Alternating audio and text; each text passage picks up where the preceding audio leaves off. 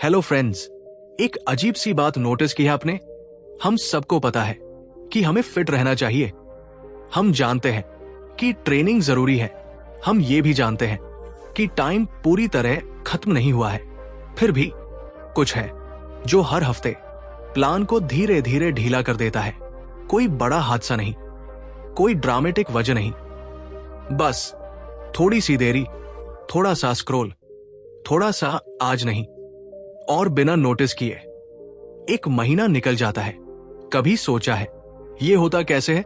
क्योंकि सच ये है, हम आलसी नहीं हैं, हम बस डिजाइन के बिना चल रहे हैं। हमारी लाइफ में ऑफिस का सिस्टम है, सैलरी का सिस्टम है, मीटिंग का सिस्टम है, लेकिन बॉडी के लिए सब कुछ मूड पर, और मूड कभी स्थिर नहीं होता। दिन भर हमारा फोकस छोटे छोटे हिस्सों में बंटता रहता है। हर नोटिफिकेशन थोड़ा सा अटेंशन ले जाता है, हर अनप्लान्ड काम थोड़ी सी मेंटल एनर्जी ले जाता है। शाम तक थकान शरीर में नहीं होती, थकान निर्णयों में होती है, और उसी समय हम खुद से कहते हैं कल से ठीक से शुरू करेंगे। लेकिन कल सिस्टम नहीं बदलता, सिर्फ तारीख बदलती है। तो आज का सवाल, डिसिप्लिन कैसे लाएं? ये नहीं है।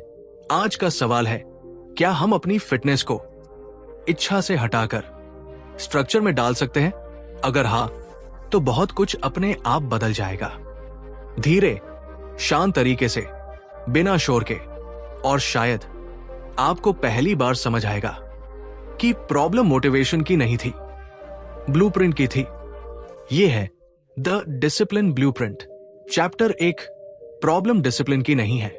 अगर आप ऑनेस्टली अपने पिछले 6 महीनों को देखें तो शायद एक क्लियर सा पैटर्न दिखेगा। शुरुआत हमेशा स्ट्रांग होती है, प्लान क्लियर होता है, शेड्यूल लिख लिया जाता है, जिम शूज बाहर आ जाते हैं, डाइट का रफ आइडिया बन जाता है, और कुछ दिन सब सही भी चलता है। फिर अचानक कुछ ड्रामेटिक नहीं होता, लेकिन कंसिस्टेंसी धीरे धीरे लूज होने लगती है। एक सेशन मिस, फिर 2, फिर इस वीक थोड़ा बिजी हूं, और देखते देखते जो सिस्टम लग रहा था वो सिर्फ इंटेंशन बनकर रह जाता है। सवाल ये नहीं है कि ऐसा क्यों होता है, असली सवाल ये है कि हम हर बार ब्लेम किसे करते हैं। हम कहते हैं डिसिप्लिन नहीं था, विल पावर कम थी, फोकस टूट गया। लेकिन क्या ये एक्सप्लेनेशन थोड़ा सुपरफिशियल नहीं है?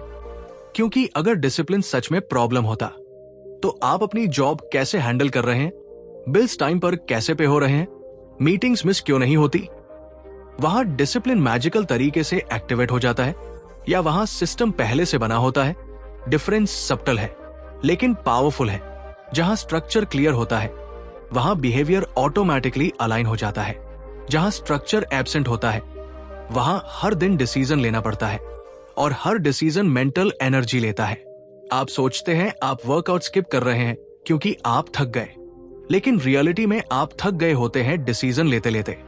सुबह से लेकर शाम तक छोटे छोटे चॉइसेस, क्या खाना है, किस मैसेज का रिप्लाई करना है, कौन सा टास्क पहले करना है, कौन सी नोटिफिकेशन इग्नोर करनी है।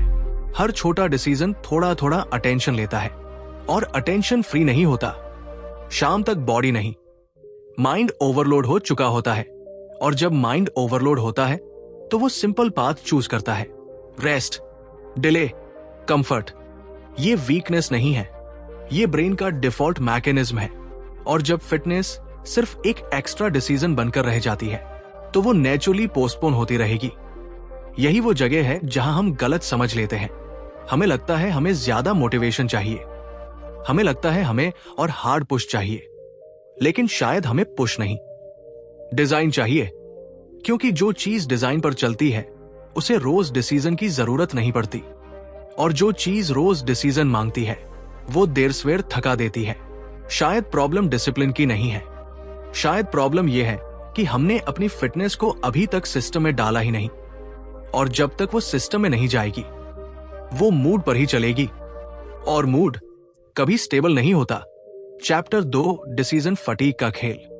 आपने कभी नोटिस किया है सुबह के समय आप ज्यादा क्लियर सोचते हैं, डिसीजन तेजी से लेते हैं, थोड़ा कंट्रोल महसूस होता है, लेकिन जैसे जैसे दिन आगे बढ़ता है वैसी क्लैरिटी नहीं रहती। छोटी छोटी चीजें भी भारी लगने लगती है। ये टाइम मैनेजमेंट की प्रॉब्लम नहीं है, ये एनर्जी की भी पूरी प्रॉब्लम नहीं है, ये है डिसीजन फटीग। हर बार जब आप कोई डिसीजन लेते हैं, आपका ब्रेन थोड़ी मेंटल एनर्जी खर्च करता है। क्या पहनना है, क्या खाना है, किस कॉल को उठाना है, किस ईमेल का जवाब पहले देना है। ये सब छोटे लगते हैं, लेकिन इनकी गिनती बहुत ज्यादा होती है। और हर डिसीजन के साथ आपकी विल पावर थोड़ी कम होती जाती है। शाम तक बात फिटनेस की नहीं रहती, बात यह होती है कि क्या आपके पास एक और डिसीजन लेने की ताकत बची है या नहीं। अगर वर्कआउट एक ऑप्शन है, तो ब्रेन उसे बाद में धकेल देगा, क्योंकि ब्रेन हमेशा इफिशियंसी ढूंढता है, कम एनर्जी में ज्यादा कंफर्ट। यही वजह है कि आप सुबह सोचते हैं आज जिम पक्का, और शाम को वही दिमाग कहता है आज रेस्ट ले लेते हैं, कल से सही। आप बदल नहीं गए, आपका ब्रेन थक गया। समस्या यह है कि हम फिटनेस को अभी भी एक एक्टिव डिसीजन की तरह ट्रीट कर रहे हैं। जब तक वो सोचने वाली चीज रहेगी, वो टलेगी। आपने देखा होगा, दांत ब्रश करने के लिए आप मोटिवेशन नहीं ढूंढते, ऑफिस जाने के लिए हर दिन नई इंस्पिरेशन नहीं चाहिए। क्यों? क्योंकि वो डिसीजन नहीं है, वो पैटर्न है, और पैटर्न में डिसीजन की जरूरत कम होती है। अगर हर शाम आपको यह सोचना पड़ रहा है कि जिम जाना है या नहीं, तो सिस्टम पहले ही कमजोर है। ब्लूप्रिंट का अगला हिस्सा यही है, वर्कआउट को डिसीजन से हटाकर डिफॉल्ट में डालना। डिफॉल्ट का मतलब है इतना क्लियर टाइम, इतना क्लियर प्लान, इतना क्लियर स्ट्रक्चर कि सवाल ही न उठे। क्योंकि जहां सवाल कम होंगे, वहां फटीग कम होगी, और जहां फटीग कम होगी, वहां कंसिस्टेंसी अपने आप टिकेगी। ये जादू नहीं है, ये ब्रेन की बेसिक साइकोलॉजी है। अगले हिस्से में हम समझेंगे स्ट्रक्चर कैसे बनाया जाता है बिना लाइफ को कॉम्प्लिकेट किए। चैप्टर 3, स्ट्रक्चर बनता कैसे है। अब तक हमने समझा कि प्रॉब्लम डिसिप्लिन की नहीं है, और यह भी कि हर दिन नए डिसीजन लेना ब्रेन को थका देता है।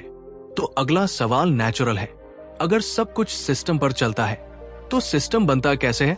ज्यादातर लोग यही गलती करते हैं, वो स्ट्रक्चर को कॉम्प्लिकेट कर देते हैं।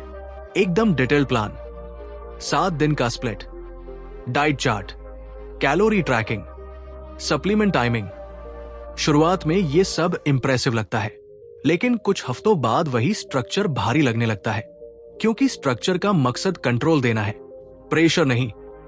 रियल स्ट्रक्चर सिंपल होता है, इतना सिंपल कि उसे फॉलो करने में सोच कम लगे। स्ट्रक्चर का पहला नियम है फिक्स टाइम। हर हफ्ते एक ही दिन नहीं, बल्कि एक ही टाइम स्लॉट। अगर वर्कआउट जब टाइम मिलेगा पर है, तो वो कभी स्टेबल नहीं होगा। लेकिन अगर वो 6 मिनट शाम है, तो वो धीरे धीरे लाइफ की लय में फिट होने लगता है। दूसरा नियम है लिमिटेड चॉइस। अगर हर दिन नया एक्सरसाइज चुनना है, तो फिर से डिसीजन शुरू। लेकिन अगर 3 या 4 बेसिक मूवमेंट फिक्स है, तो ब्रेन रिलैक्स रहता है। कम चॉइस का मतलब कम फटीग। तीसरा नियम है रियलिस्टिक कैपेसिटी। हम अक्सर अपने आइडियल वर्जन के हिसाब से प्लान बनाते हैं, लेकिन असल लाइफ उस आइडियल जितनी खाली नहीं होती।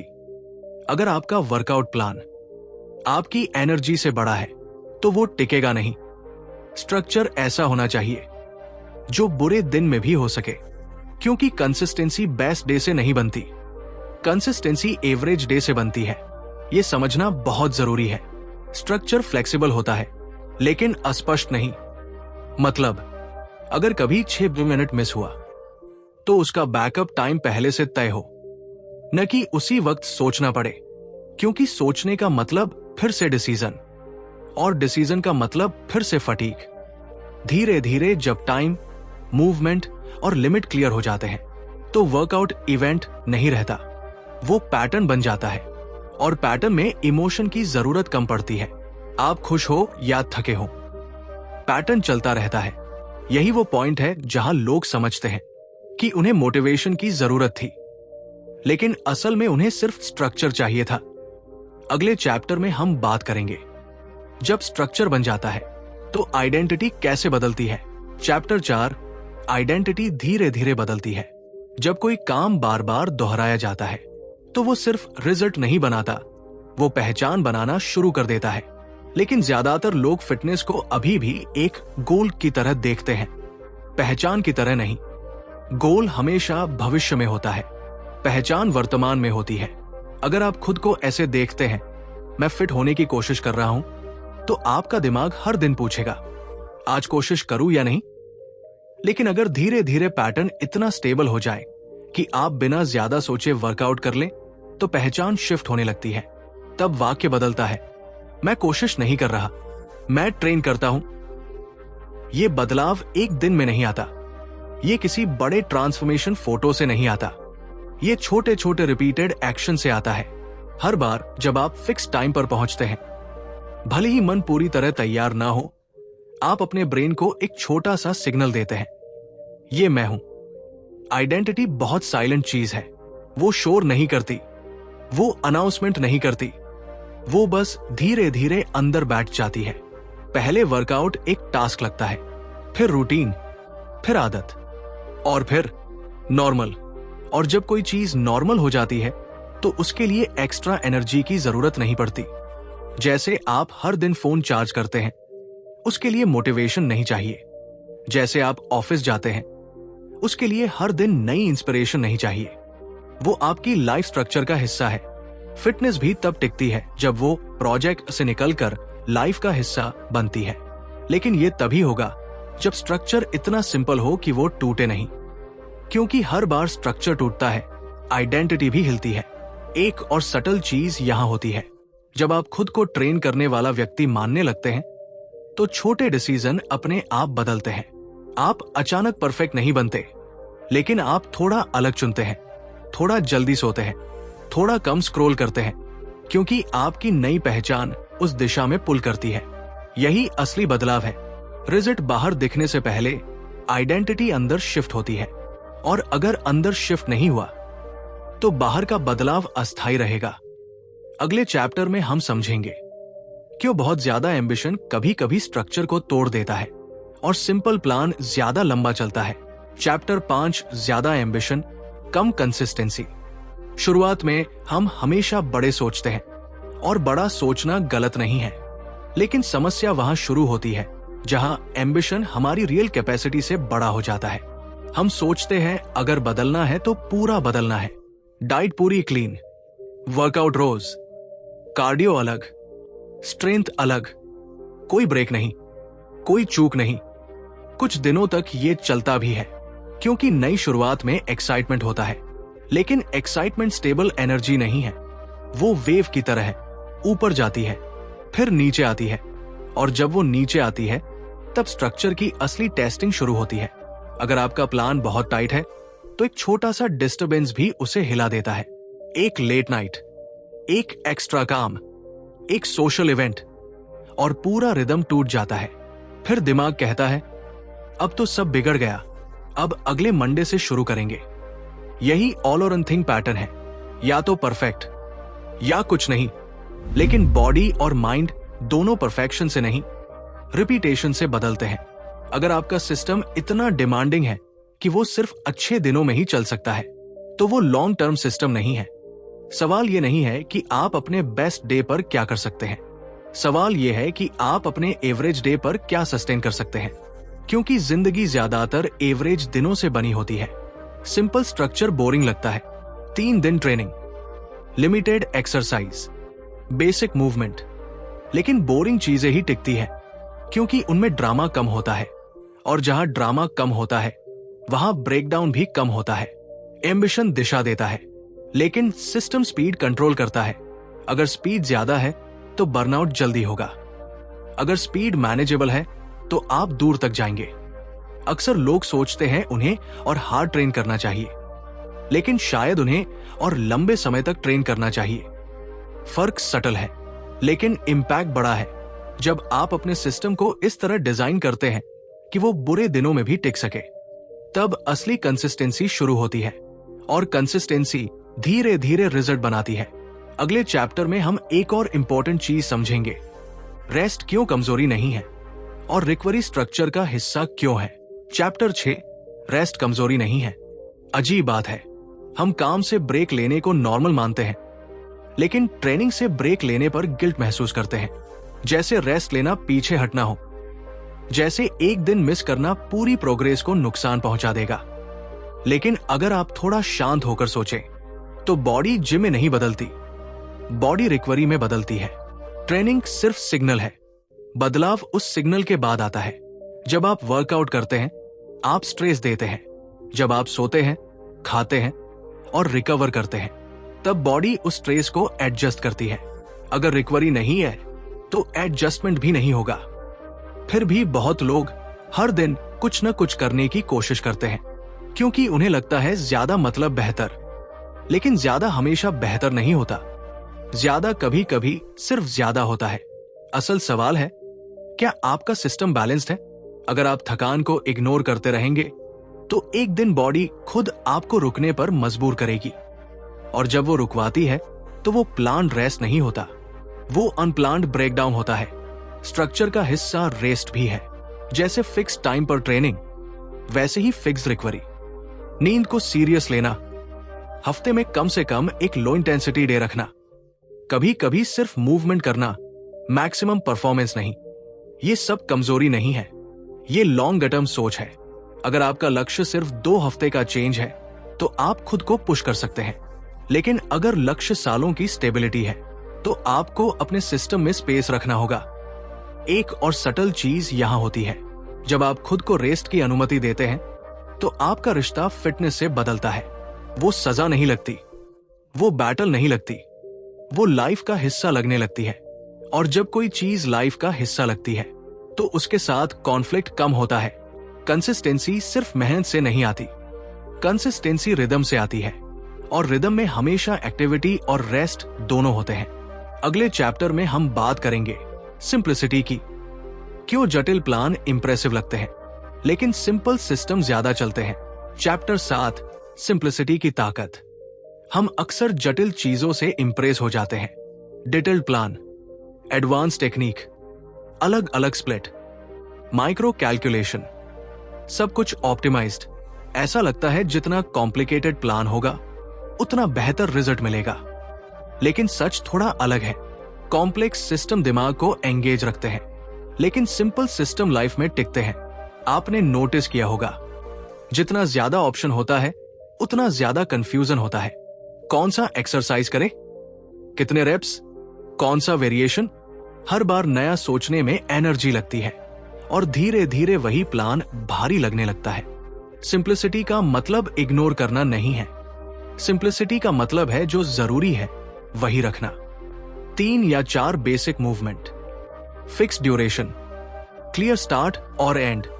बस शरीर को ड्रामा नहीं चाहिए, शरीर को सिग्नल चाहिए, और वो सिग्नल रिपीट होना चाहिए।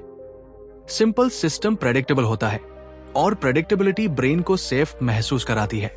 जब ब्रेन को पता होता है क्या आने वाला है, तो रेजिस्टेंस कम होता है। जितना आप चीजों को आसान बनाते हैं, उतना आपका दिमाग उन्हें एक्सेप्ट करता है। यहाँ एक इंपॉर्टेंट बात है, सिंप्लिसिटी बोरिंग लग सकती है, लेकिन बोरिंग चीजें ही रियल लाइफ में टिकती है, क्योंकि वो एक्स्ट्रा इमोशन डिमांड नहीं करती। अगर हर वर्कआउट एक बड़ा इवेंट है, तो वो एनर्जी लेगा। अगर वर्कआउट एक नॉर्मल पैटर्न है, तो वो एनर्जी सेव करेगा। बहुत लोग रिजल्ट की कमी को टेक्निक की कमी समझ लेते हैं, जबकि असल में कमी रिपीटेशन की होती है। सिंपल प्लान को लंबे समय तक फॉलो करना किसी कॉम्प्लेक्स प्लान को थोड़े समय के लिए फॉलो करने से ज्यादा पावरफुल है। धीरे धीरे जब आपका सिस्टम सिंपल और स्टेबल हो जाता है, तो वो आपकी लाइफ के साथ टकराता नहीं, वो उसमें फिट हो जाता है। और जब फिटनेस लाइफ के साथ फिट हो जाती है, तब वो अलग से मैनेज नहीं करनी पड़ती। अगले चैप्टर में हम समझेंगे, जो मापा जाता है वही सुधरता है, लेकिन कितना मापना सही है। चैप्टर 8, जो मापा जाता है वही सुधरता है। आपने अक्सर सुना होगा, जो मापा जाता है वही सुधरता है। ये लाइन कितनी सिंपल लगती है, लेकिन इसका इंपैक्ट बहुत बड़ा है, खासकर फिटनेस में। अगर आप सिर्फ इमोशन या मोरल पर चल रहे हैं, तो प्रकृति अनुमान पर ही रहेगी। मापना सिर्फ नंबर नहीं है, मापना जागरूकता है। आपकी एनर्जी कहाँ जा रही है, आपका फोकस कितना स्थिर है, आपकी ट्रेनिंग कितना इफेक्टिव है। लेकिन मापना भी दो तरीके से गलत हो सकता है। पहला, मापना बिल्कुल भी ना करना। अगर आप कभी वजन नहीं देखते, कभी वर्कआउट लॉग नहीं रखते, तो आपको रियल फीडबैक नहीं मिलेगा। आप बस अंदाजे से चल रहे हैं और अंदाजा कभी क्लियर डायरेक्शन नहीं देता। दूसरा, ओवर मैनेज करना। हर दिन हर रेप, हर कैलोरी, हर नींद का मिनट, हर वाटर इनटेक, ये सब आपके लिए ट्रैकिंग नहीं, टॉर्चर बन जाता है। इसलिए बैलेंस जरूरी है। सप्ताह में एक बार वजन, वर्कआउट लॉग, सिर्फ बेसिक नोट्स। नींद की आदत पर नजर, बहुत डिटेल में नहीं। मापना तुलना के लिए नहीं है, मापना सुधार के लिए है। क्या सही हो रहा है, क्या एडजस्ट करना चाहिए। जब आप सही तरीके से मापते हैं तो छोटी बदलाव भी दिखाई देने लगते हैं। सिर्फ वही बदलाव जो रिपीटेबल है वो टिकते हैं। और मापने का फायदा सिर्फ फिजिकल रिजल्ट नहीं है, ये मेंटल क्लैरिटी भी देता है। आपको पता रहता है कहां रुकावट है, कहां एडजस्टमेंट चाहिए। और सबसे इंपॉर्टेंट, आप खुद को अननेसेसरी ब्लेम नहीं करते। जब आप सिस्टम के हिसाब से मापते हैं तो रिस्पॉन्सिबिलिटी क्लियर हो जाती है, ब्लेमिंग कम होती है, फ्रस्ट्रेशन कम होती है। और वही चीज जो लंबे समय तक टिकती है वो यही है, simple structure plus regular repetition plus हल्का मापन, स्टेबल कंसिस्टेंसी। अगले चैप्टर में हम देखेंगे ऊर्जा कैसे धीरे धीरे लीक होती है और वो लीक रोकने के लिए क्या करना चाहिए। चैप्टर 9, एनर्जी कहां चली जाती है। कभी दिन के अंत में बैठकर सोचा है थकान क्यों महसूस हो रही है। शायद आपने पूरा दिन काम किया, ट्रेनिंग की, लेकिन शरीर थका नहीं लगता, फिर भी आप एनर्जी कम महसूस करते हैं। असल में एनर्जी हमेशा बड़े कामों में खर्च नहीं होती, अक्सर ये छोटे छोटे रिसावों में चली जाती है। धीरे धीरे, बार बार, लगातार। सुबह उठते ही फोन, नोटिफिकेशन, इंस्टा, व्हाट्सएप, फिर अनप्लान्ड काम, फिर अचानक कोई मैसेज। हर बार ध्यान टूटता है और हर बार ब्रेन को फिर से फोकस करने में एनर्जी लगती है। एनर्जी रिसाव दिखता नहीं, लेकिन शाम तक असर साफ दिखता है। ध्यान एक रिसोर्स है, सीमित। जब ध्यान बिखरता है, एनर्जी भी बिखरती है। फिटनेस में भी यही होता है। अगर दिन भर माइंड डिस्टर्ब रहा तो वर्कआउट भारी लगता है, स्टैमिना कम लगती है, इमोशन नेगेटिव हो जाता है। लोग अक्सर सोचते हैं शायद मैं वीक हूं, लेकिन असल में ब्रेन थक गया होता है। समाधान कठोर अनुशासन नहीं है, समाधान है सीमा। स्क्रीन टाइम की सीमा, सोशल मीडिया की सीमा, काम और आराम की सीमा। हर रिसाव छोटा है, लेकिन जोड़ने पर बड़ा हो जाता है, जैसे टंकी में छोटा छेद। पहले पानी कम नहीं लगता, धीरे धीरे स्तर गिरता है और एक दिन अचानक कम दिखता है। ऊर्जा का रिसाव भी वैसा ही है। और जब हम कारण खोजते हैं तो गलती वर्कआउट या डाइट में निकालते हैं। असल में समस्या डिस्ट्रैक्शन और अनियोजित रूटीन है। इसलिए ब्लूप्रिंट में एनर्जी की सुरक्षा जरूरी है। जब ऊर्जा संरक्षित रहती है तो निर्णय सरल होते हैं, और निर्णय सरल होने पर रिपीटेशन टिकता है, और रिपीटेशन से बनता है कंसिस्टेंसी। सही एनर्जी मैनेजमेंट बिना एक्स्ट्रा स्ट्रेस के स्ट्रक्चर को स्थिर रखता है। अगले और अंतिम चैप्टर में हम इन सब हिस्सों को जोड़ेंगे, स्ट्रक्चर, रिपीटेशन, सिंप्लिसिटी, मापन और एनर्जी, एक संपूर्ण ब्लूप्रिंट में। चैप्टर 10, जब स्ट्रक्चर लाइफ का हिस्सा बन जाता है। कभी सोचा है अगर फिटनेस अलग से काम न होकर आपके रोजमर्रा के जीवन का हिस्सा बन जाए तो क्या बदल जाएगा? कोई अलग स्ट्रगल नहीं, कोई एक्स्ट्रा मोटिवेशन नहीं, कोई जोर जबरदस्ती नहीं, बस एक स्टेबल सिंपल पैटर्न। पिछले चैप्टर्स में हमने अलग अलग हिस्सों को देखा। डिसिप्लिन की प्रॉब्लम नहीं थी, छोटे डिसीजन रोज रोज ब्रेन को थका रहे थे। स्ट्रक्चर, लिमिट, रिपीटेशन, रिकवरी, माप, ये सब मिलकर काम करते हैं। अब सवाल यह है, इन सबको एक साथ कैसे रखा जाए? ब्लूप्रिंट का अंतिम हिस्सा जटिल नहीं है, ये जोड़ने की प्रक्रिया है। पहला, फिक्स टाइम। वर्कआउट का टाइम ऐसा कि सवाल ही न उठे, हफ्ते में वही दिन, वही स्लॉट, इतना क्लियर कि मन को बार बार डिसीजन ना लेना पड़े। दूसरा, limited movements. 3-4 basic exercise. Over thinking नहीं, ओवर चॉइस नहीं, ब्रेन आराम से फॉलो करता है। तीसरा, रिकवरी, नींद, fixed rest, low intensity day. ये कमजोरी नहीं है, ये लॉन्ग टर्म स्टेबिलिटी है। चौथा, हल्का मापन, सप्ताह में 1 बार वजन। वर्कआउट लॉग, रियलिस्टिक नोट्स, संख्या दिशा दिखाती है, ना कि तनाव पैदा करती है। 5वां, पहचान का बदलाव, धीरे धीरे आपका माइंड कहने लगता है, मैं वही हूं जो ट्रेन करता है। पहले वर्कआउट टास्क था, फिर रूटीन, फिर आदत, फिर नॉर्मल, और नॉर्मल चीजें ही टिकती है।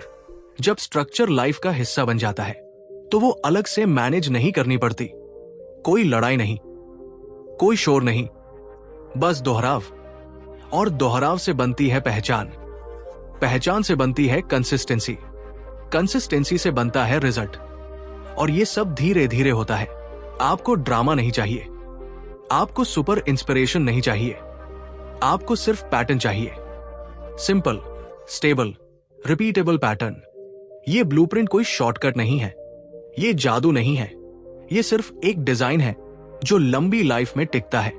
और जब ये डिजाइन आपके रोजमर्रा का हिस्सा बन जाता है तो फिटनेस अपने आप टिक जाती है, धीरे धीरे, चुपचाप, स्थायी रूप से।